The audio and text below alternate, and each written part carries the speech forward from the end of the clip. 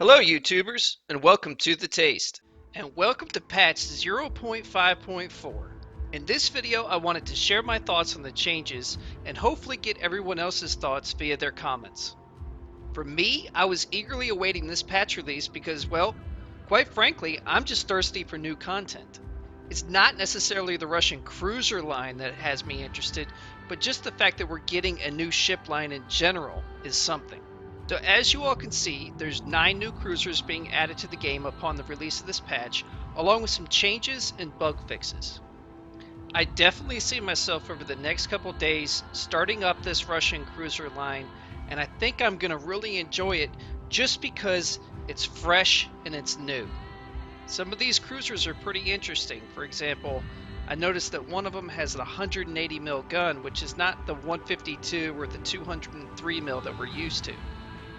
It's kind of interesting because you get those guns at tier 5, then you go back to the 152 millimeter guns up until tier 9 where you get the 180 mil back, and then at tier 10, something interesting.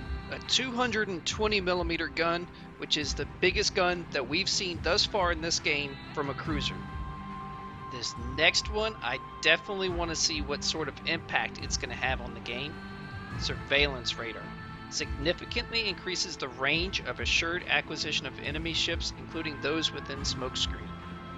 I think that this is a good first step, but what I would like to see on top of this, and what they've already indicated that they're going to do, is to put a ceiling on the number of destroyers that can be in a particular match. Now this radar is going to be applied for the higher tier Russian cruisers, and they did mention here that there's plans to do it for US cruisers later down the road. So they're adding in 2 new ships that are not going to be available to the general public, but they do give us some insight as to what's coming. There's a UK destroyer that's coming, and then there's a Tier 7 US aircraft carrier.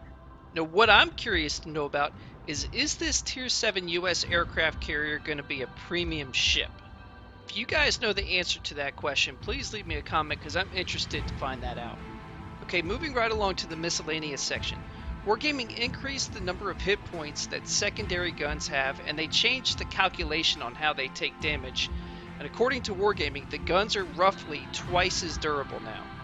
Now, originally when I read this, I was thinking that it was for the primary armaments, and I was starting to get excited because I was thinking, hey, Russian destroyers. But no, this just applies to the secondary guns.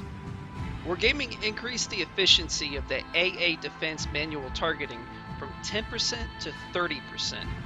Now because I don't play aircraft carriers, this sounds good to me, but I'm wondering what sort of impact it's going to have on planes. Wargaming fixed an issue causing the radar icon to be displayed even when you were no longer detected.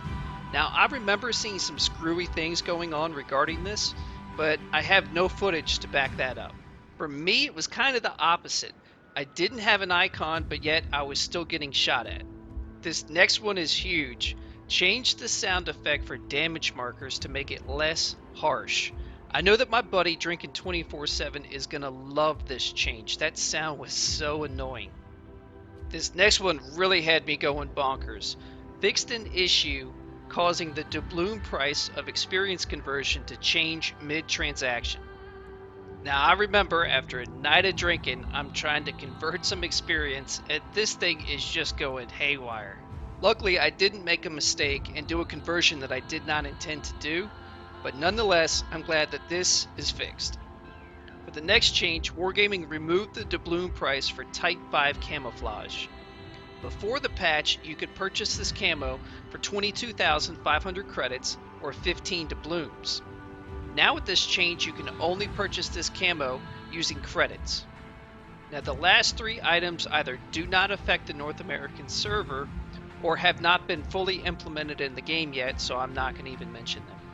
I am really interested to know what you all think of this patch, and if you're excited to play the new Russian cruiser line, leave some comments and let me know. I hope that you all enjoyed the video. If you did like the video, please click the like button, and if you're interested in receiving updates as new videos are posted to the channel, please feel free to subscribe. I'm generally divisioned up with Steel Reserve. Steel Reserve has his own YouTube channel with a very unique series that I enjoy titled History in Combat. I definitely recommend stopping by his channel and checking those videos out. And as always, Thanks for watching the test.